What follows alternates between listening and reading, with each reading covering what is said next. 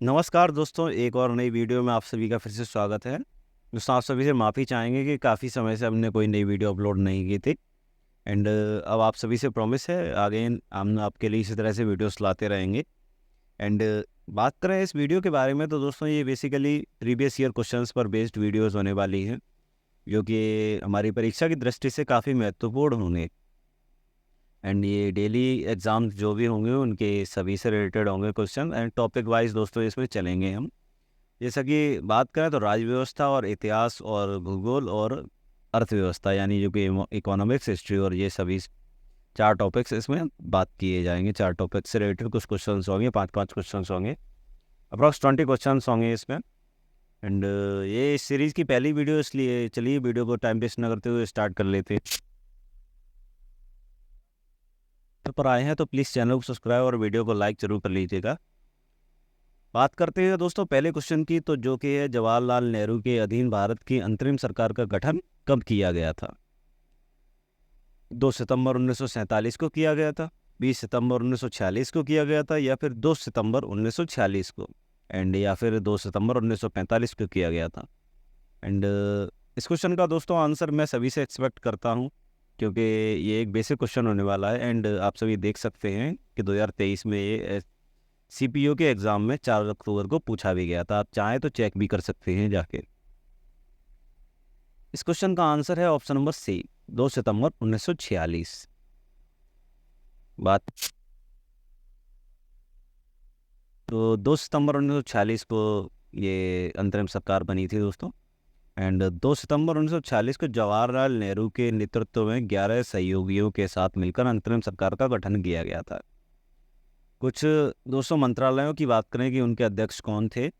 गृह मंत्रालय, गृह मामलों और सूचना प्रसारण जो मंत्रालय था, उसके जो मंत्री थे वो थे सरदार वल्लभ भाई पटेल।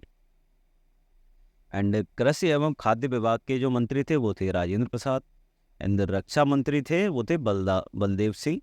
एंड और कानून मंत्री थे जोगेंद्र नाथ मंडल। श्रम मंत्री थे जगजीवन राम। ये कुछ मंत्री थे दोस्तों। एंड क्वेश्चन नंबर 2 की बात करें तो 1946 में बनी अंतरिम सरकार में गृह, सूचना और प्रसारण मंत्री निम्नलिखित में से कौन थे? राजेंद्र प्रसाद थे, वल्लभ भाई पटेल थे, या फिर अबुल कलाम आजाद थे, एंड या फिर टी कृष्णाचारी थे। दोस्तों जस्ट अभी दोस्तों पिछले क्वेश्चन में इसका आंसर मैंने बताया है, तो प्लीज़ कमेंट में ज़रूर लिखिएगा। एंड इसके आंसर की बात करें तो ऑप्शन नंबर बी है वल्लभ भाई पटेल। नेक्स्ट ये है कैबिनेट मिशन योजना के तहत 24 अगस्त 1946 को प्रथम अंतरिम राष्ट्रीय सरकार की घोषणा की गई थी। घोषणा की बात करें तो 24 अगस्त 1946 को इसकी घोषणा की गई थी दोस्तों। और 2 सितंबर 1946 को पंडित जवाहरलाल नेहरू के नेतृत्व में अंतरिम सरकार गठित हुई थी, जिसके अध्यक्ष की बात करें तो वायसराय वेवेल था, और उपाध्यक्ष पंडित जवाहरलाल नेहरू थे। एंड इनके सहित दोस्तों 13 सदस्य और थे। वल्लभ भाई पटेल की बात करें तो गृह, सूचना एवं प्रसारण मंत्री थे। एंड राजेंद्र प्रसाद जी की बात करें तो खाद्य एवं कृषि मंत्री थे ये। नंबर 3 की बात करें तो ये है भारत की अंतरिम सरकार 1946 के संदर्भ में है। वित्त मंत्रालय का कार्यभार निम्नलिखित में से किसने संभाला था? जोगेंद्रनाथ मंडल, लियाकत अली खान, या फिर जगजीवन राम, या फिर जॉन मथाई। चारों ऑप्शन हैं, इनमें से आप कोशिश कीजिए आंसर देने की दोस्तों। अगर नहीं भी आता है फिर भी कोशिश कीजिए कमेंट में आंसर को पेस्ट करने की। एंड इस क्वेश्चन की बात करें दोस्तों तो ये दिल्ली पुलिस कांस्टेबल 9 दिसंबर 2020 को आ चुका है दोस्तों। जैसा कि मैंने बताया था कि ये सभी प्रीवियस ईयर क्वेश्चंस होने वाले हैं। इस क्वेश्चन का आंसर है लियाकत अली खान, जो कि एक तरह इसके की पॉइंट्स की। तो ये दोस्तों इतना जो पैराग्राफ है वो लास्ट क्वेश्चन में हमने पढ़ ही लिया है। जोगेंद्र नाथ मंडल की बात करें तो ये विधि मंत्रालय के अध्यक्ष थे। एंड जगजीवन राम की बात करें तो श्रम मंत्रालय के अध्यक्ष थे। डॉक्टर जॉन मथाई की बात करें तो उद्योग एवं आपूर्ति मंत्रालय के अध्यक्ष थे। क्वेश्चन नंबर 4 की बात करें तो निम्नलिखित में से किसे 1947 में स्वतंत्र भारत का पहला कानून मंत्री नियुक्त किया गया था?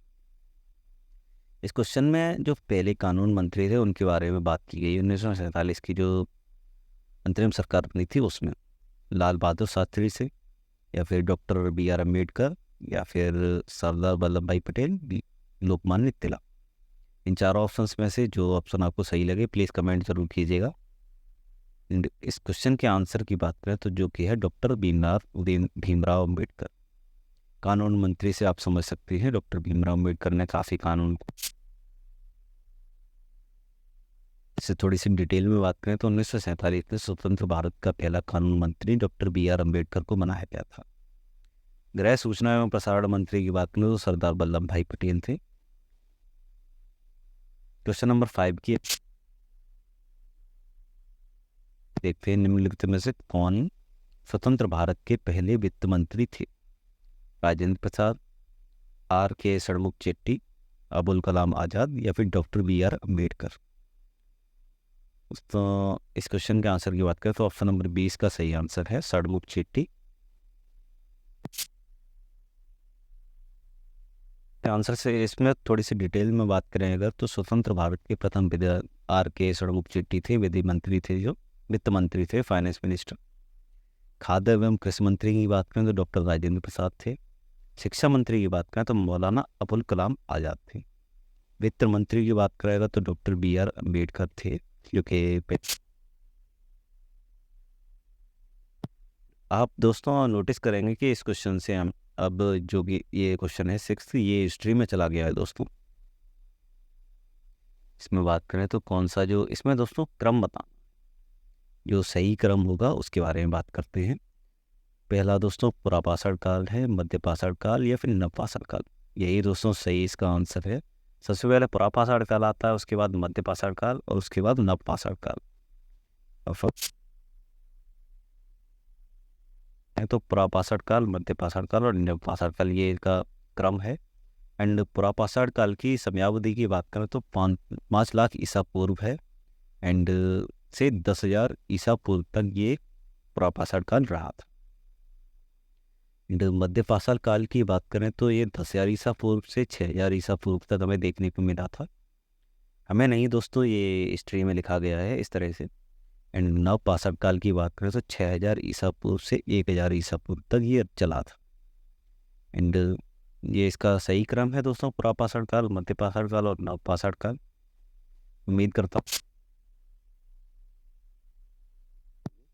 एंड दोस्तों ये सभी प्रीवियस ईयर क्वेश्चंस ही हैं, आप जाके सर्च कर सकते हैं इन क्वेश्चंस को।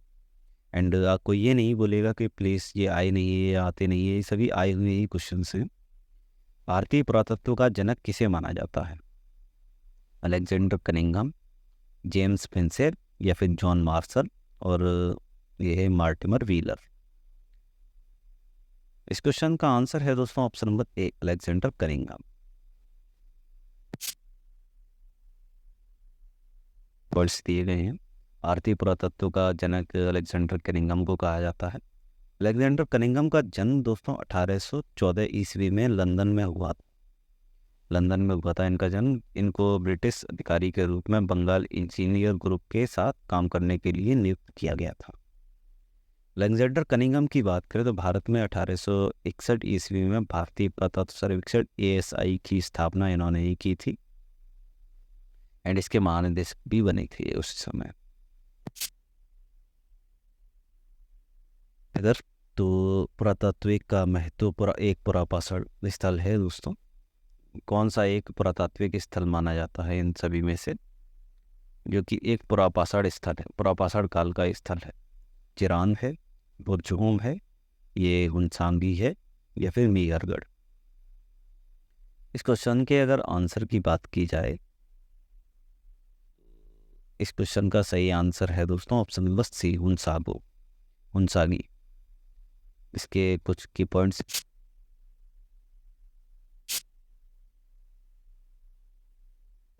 ये क्वेश्चन भी MTS 2021 में आ चुका है, जो कि 6 सालों की बात करें अगर तो ये पुरापाषाण कालीन स्थल है, जो कि कर्नाटक राज्य में स्थित है। यहाँ से ज़्यादातर चूना पत्थर से बनाए गए औजार प्राप्त हुए हैं। जैसा कि मैंने बताया अभी, इस जो चूना पत्थर के जो औजार प्राप्त हुए हैं वो सागी कर्नाटक से प्राप्त हुए हैं। कुछ और पुरातात्विक पुरापाषाण काल स्थलों की बात करें अगर, तो सोवन घाटी जो कि पंजाब में है, सिरसा जो कि हरियाणा में है, कोटा की बात करें वो चित्तौड़गढ़ जो कि राजस्थान में है, ये दोनों वहीं के स्थल हैं। बेलन घाटी की बात करें तो उत्तर प्रदेश में स्थित है ये सभी पुरापाषाण कालीन स्थल हैं। चिरांद, बुरझोम, मेहरगढ़ ये सभी नवपाषाण कालीन स्थल हैं।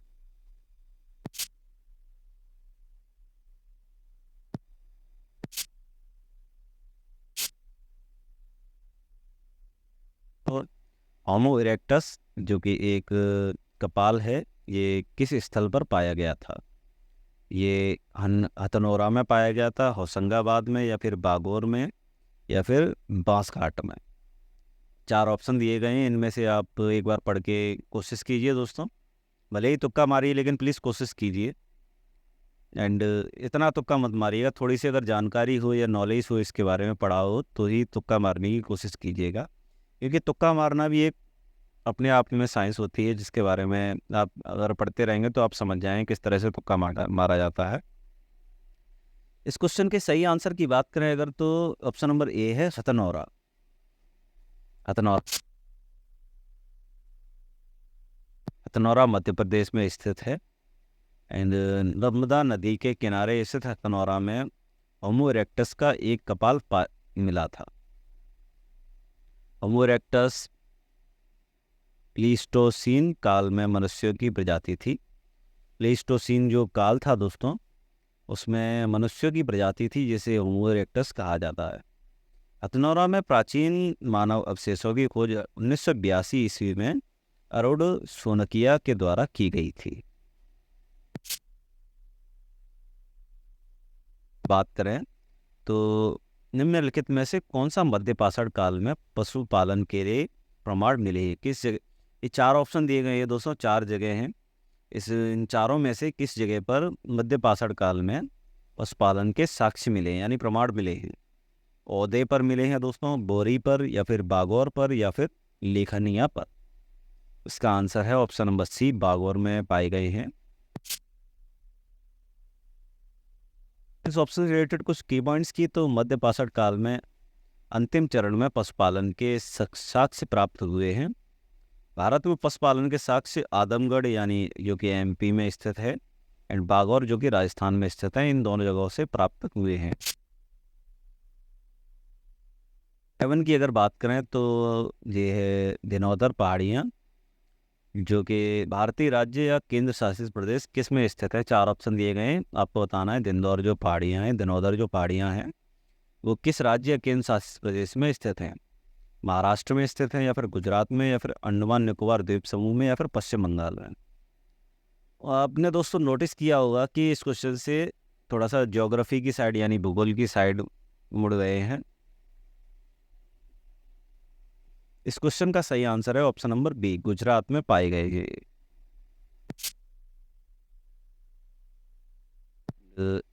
बात करें दिनौदर पहाड़ियाँ की तो गुजरात के कच्छ जिले में स्थित हैं ये। एंड इन पहाड़ियों पर तीर्थ स्थल है एक, जो कि दिनौदर मंदिर के नाम से जाना जाता है। महाराष्ट्र की बात करें अगर तो बालाघाट, हरिश्चंद्र, या फिर सतमाला, या फिर कलसुबाई, ये सभी ये पहाड़ियाँ हैं वो महाराष्ट्र में पाई जाती हैं। अंडमान एंड निकोबार द्वीप समूह की बात करें तो यहाँ पर माउंट डियाब्लो, सैंडल पीक, उत्तरी अंडमान जो कि उत्तरी अंडमान में है सैंडल पीक, एंड माउंट थुइलर जो है ये ग्रेट निकोबार में स्थित है। पश्चिम बंगाल की बात करें तो इसमें ये है सुदकपू चोटी, जो कि सुदकपू चोटी है, जो कि दार्जिलिंग पश्चिम बंगाल में स्थित है।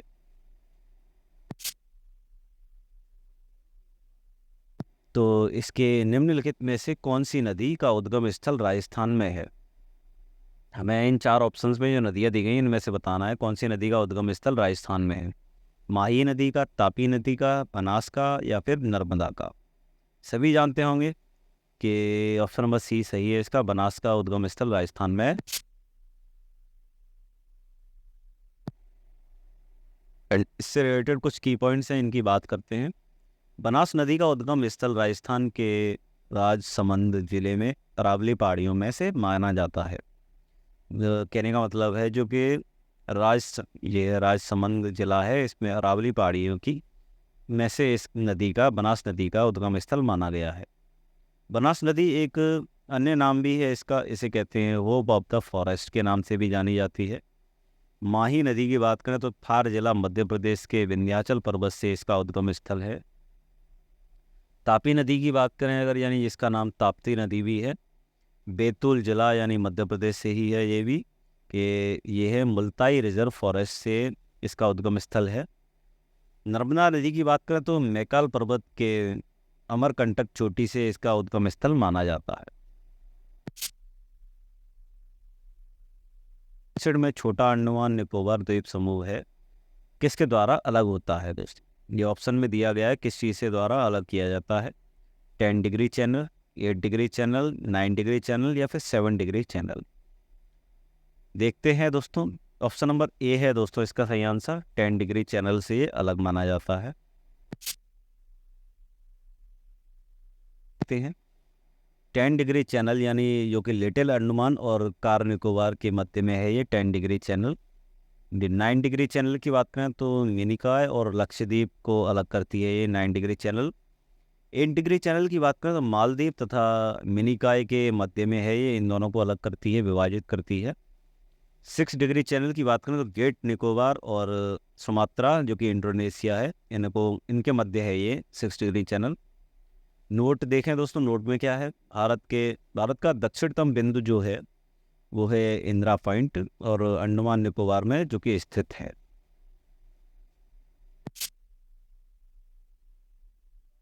मॉडल का औसत ऊंचाई कितनी है दोस्तों? इसका आंसर मैं सभी से एक्सपेक्ट करता हूं कि प्लीज़ कोशिश कीजिए, सभी को आता होगा मेरे हिसाब से। 30 किलोमीटर, 6 किलोमीटर, 13 किलोमीटर या फिर 50 किलोमीटर। दोस्तों इस यहाँ पर ध्यान देने वाली बात यह है कि क्वेश्चन में औसत ऊंचाई को पूछा गया है। औसत ऊंचाई दोस्तों 13 किलोमीटर होती है क्षोभ मंडल की, जो कि सबसे निचली क्षोभ मंडल वायुमंडल की सबसे निचली परत है, जैसा कि मैंने भी बताया था। क्षोभ मंडल की जो ऊंचाई है वो औसत ऊंचाई 13 किलोमीटर है। इस परत में वायुमंडल की सभी मौसमी घटनाएं होती हैं, घटित होती हैं। यह परत ध्रुवों पर उत्तरी और एवं दक्षिणी ध्रुवों पर 8 किलोमीटर इसकी ऊंचाई है एंड भूमध्य रेखा पर 18 किलोमीटर है। दोस्तों अगर इन दोनों का औसत निकालेंगे तो अप्रोक्स 13 के आसपास ही आएगा। एंड क्षोभ मंडल के सामान्यतः तापमान ह्रास की बात करें तो 165 मीटर पर 165 मीटर पर 1 डिग्री सेल्सियस का इसमें ह्रास होता है। नदी द्रोणी का विस्तार किस राज्य में नहीं है? ये महानदी जो है वो किस राज्य से होकर नहीं जाती, जो कि इन ऑप्शंस में है। कर्नाटक से नहीं जाती है, उड़ीसा से या छत्तीसगढ़ से या फिर झारखंड से। आप सभी इस क्वेश्चन पर विचार कीजिए दोस्तों। एंड जैसा कि मैंने आपसे प्रॉमिस किया है, ये भी एक प्रीवियस ईयर क्वेश्चन ही है। एसएससी CHSL 9 मार्च 2023 को ये आ चुका है। इस क्वेश्चन के जो आंसर की बात करें तो 15 का आंसर है कर्नाटक। ये नदी कर्नाटक से होकर नहीं जाती। इस महानदी के बारे में बात करें तो उड़ीसा राज्य की सबसे बड़ी नदी जो है वो महानदी है। यह नदी भारत के छत्तीसगढ़, मध्य प्रदेश, उड़ीसा, झारखंड, महाराष्ट्र जैसे राज्यों से होकर गुजरती है या बहती है दोस्तों। भारत का सबसे लंबा जो बांध है हीराकुंड बांध, वो भी महानदी पर ही स्थित है। देख सकते हैं आप, हीराकुंड बांध है वो भी इसी नदी पर स्थित है। आपने नोटिस कर लिया होगा दोस्तों, क्वेश्चन नंबर 16 से अब हम इकोनॉमिक्स की तरफ पढ़ दिए हैं। 1956 में औद्योगिक नीति प्रस्ताव ने का आधार बनाया, देश का आधार बनाया। 5वीं पंचवर्षीय योजना, द्वितीय पंचवर्षीय योजना, चतुर्थ पंचवर्षीय योजना या फिर तृतीय पंचवर्षीय योजना। 1956 में औद्योगिक नीति आई थी दोस्तों, उसका आधार क्या था? उसका आधार के मतलब उसने क्या आधार बनाया? द्वितीय पंचवर्षीय योजना को उसने आधार बनाया था। ये द्वितीय पंचवर्षीय, ये कुछ दोस्तों ये सभी पंचवर्षीय योजनाओं से संबंधित इसमें चार्ट दिया गया है। आप वीडियो को पॉज करके पढ़ सकते हैं अगर आपको दिखाई दे रहा है, नहीं तो मैं एक अलग से वीडियो बना दूंगा इस टॉपिक के ऊपर, छोटी सी वीडियो होगी, आप उससे पढ़ लीजिएगा। अच्छा है दोस्तों, इसमें थोड़ा सा मिसप्रिंट हो गया है, ये आंसर पहले ही दे दिया गया है इसमें। एंड वैसे भी दोस्तों मैं पहले ही बता चुका हूँ कौन सी पंचवर्षीय योजना महालनोबिस मॉडल पर के विचारों पर आधारित थी। आप सभी जानते होंगे महालनोबिस मॉडल, द्वितीय पंचवर्षीय योजना, जो कि ऑप्शन ए में है द्वितीय पंचवर्षीय योजना। इस महाल टीम की बात करें अगर, तो एक डैश खाता, इसमें एक खाते की बात की जाएगी। वह खाता है जिसका रखरखाव एक भारतीय बैंक द्वारा विदेशों में लेन देन करने के उद्देश्य से आमतौर पर उस देश की मुद्रा में किया जाता है। कहने का मतलब समझे दोस्तों, जो भी ऐसा खाता जिसका विदेशों में लेन देन करने के लिए बैंक से इस्तेमाल करती है, कहने का तात्पर्य ये है। ऑप्शन नंबर ए है लिबोर, वॉस्ट्रो, नोस्ट्रो या फिर मेबोर। इसका आंसर दोस्तों मैं पहले ही बता दूं, इसका आंसर है नोस्ट्रो, ऑप्शन नंबर सी। क्योंकि दोस्तों ये एक अलग ही कॉन्सेप्ट था, इसलिए मैंने इसका आंसर पहले ही बता दिया। अब आप सभी इसको याद रखिएगा, ये काफ़ी इम्पोर्टेंट क्वेश्चन है। इस क्वेश्चन की भी बात कर लें अगर दोस्तों, तो ये ऐसा मत सोचिएगा कि ये पहली बार क्वेश्चन आया है, ये क्वेश्चन पहले भी आ चुका है। आप देख सकते हैं एसएससी CHSL 9 मार्च और 2023 को ये पेपर में पूछा जा चुका है पहले ही। एंड मैंने पहले ही बताया था आप सभी को कि थोड़ा सा ऑप्शंस पर बात कर लें अगर, तो नोस्ट्रो खाते की बात करें तो वह खाता है जिसे किसी भारतीय बैंक द्वारा विदेशों में रखा जाता है, मैंने जैसा कि बताया विदेशों में लेन देन करने के लिए रखा जाता है। नोस्ट्रो को बनाए रखने का मुख्य उद्देश्य है विदेशी लेन देन को बनाए रखना। दोस्तों अगर विदेशों में खाता ही नहीं होगा तो विदेशों में लेन देन किस तरह से किया जाएगा, इसलिए इस खाते को विदेशों में बनाए रखा जाता है। वॉस्ट्रो खाते की बात करें तो वह खाता है जो भारत में किसी विदेशी बैंक द्वारा अपने संबंधित बैंक के साथ रखा जाता है। नोस्ट्रो दोस्तों हम विदेशों में रखते हैं, एंड वॉस्ट्रो खाते वो होते हैं जो विदेशी कंपनियां भारत में रखती हैं। एंड इनकी बात करें मेबोर की, तो ये एक दर है दोस्तों, Mumbai inter bank of rate है ये, जो भारतीय कॉल मिनी मार्केट को का बेंचमार्क है, कहने का मतलब है। लेबोर की बात में तो इसका पूरा नाम है London inter bank of rate है ये भी एक रेट है। यह व्यापक रूप से उपयोग की जाने वाली वैश्विक बेंचमार्क दर है। तो मांग के नियम के अनुसार किसी वस्तु के लिए उपभोक्ता की मांग डैश होनी चाहिए, आपूर्ति से प्रतिलोमतः, कीमत से प्रत्यक्षतः, आपूर्ति से प्रत्यक्षतः या फिर कीमत से प्रतिलोमतः। इस क्वेश्चन के अगर आंसर की बात की जाए तो जो कि है ऑप्शन नंबर डी, वस्तु की कीमत से प्रतिलोमतः होता है, जो कि कहने का मतलब मांग के नियम के अनुसार ये सिद्धांत होता है इसका। सेल 2023 में आ चुका है, तो कोई ये नहीं कह सकता है कि ये वस्तु की मांग का प्रतिलोम से संबंध है। वस्तु की कीमत कम होने पर मांग में कमी आ जाती है और वस्तु की कीमत अधिक, सॉरी दोस्तों मैं गलत बता रहा हूँ, माफ़ी चाहता हूँ।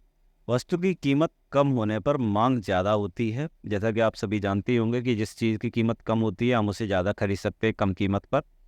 एंड वही देखा जाए तो कीमत अगर ज़्यादा होगी तो हम वैसे ही उस चीज़ को कम यूज़ करेंगे।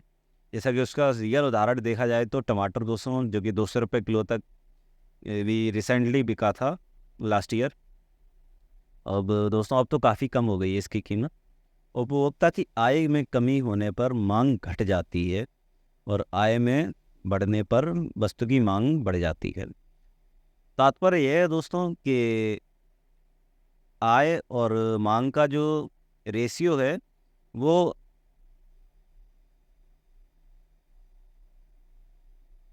समानुपाती है। दोस्तों आवाज़ चली गई होगी इसलिए माफ़ी चाहता हूँ। उपभोक्ता की जो आय है दोस्तों और मांग का जो रेशियो है वो समानुपाती है, एंड वस्तु की कीमत और मांग का जो रेशियो है वो व्यतिक्रमानुपाती है, ज़रा उल्टा है। तो मांग घटेगी और अगर आय बढ़ेगी तो मांग भी बढ़ेगी। ये इस वीडियो का लास्ट क्वेश्चन है। भारत में योजना आयोग को नीति आयोग के द्वारा प्रतिस्थापित कर दिया गया था, कब किया गया था वो बताना है। CH7 10 मार्च 2023 को ये पूछा जा चुका है। 2016, 2018, 2017, 2015। दोस्तों, ये एक वीडियो का लास्ट क्वेश्चन है, इसलिए प्लीज़ वीडियो को लाइक और चैनल को सब्सक्राइब जरूर कर लीजिएगा अगर आप अभी तक वीडियो में बने हुए हैं। इस क्वेश्चन की बात करें आंसर की, तो इस क्वेश्चन का आंसर जो होगा, आप एक बार थोड़ा सा ट्राई कीजिए। इस क्वेश्चन का आंसर है 2015। एंड इस क्वेश्चन का आंसर मैं वैसे तो सभी से एक्सपेक्ट करता था, क्योंकि मोदी सरकार बनी थी, क्योंकि 2014 में योजना आयोग के स्थान पर इसे बना दिया था। एंड इसके की पॉइंट्स को देखते हैं। 2014 में नरेंद्र मोदी ने योजना आयोग को भंग कर दिया था। एंड 2015 में इसके स्थान पर नीति आयोग का गठन कर दिया गया था। बेसिकली देखा जाए तो दोनों ही सेम संस्थाएं हैं, बस नाम में परिवर्तन कर दिया गया है, जैसा कि बीजेपी ने काफ़ी जगहों पर किया भी है। नीति आयोग का पूरा नाम देखा है तो राष्ट्रीय भारत परिवर्तन संस्थान है। नीति आयोग के अध्यक्ष की बात की जाए तो जो कि प्रधानमंत्री होता है, जो भी प्रधानमंत्री होगा वो नीति आयोग का अध्यक्ष रहेगा। आप सभी से विदा लेते हैं। अगर वीडियो अच्छा लगा हो तो प्लीज़ वीडियो को लाइक और चैनल को सब्सक्राइब जरूर कर लीजिएगा।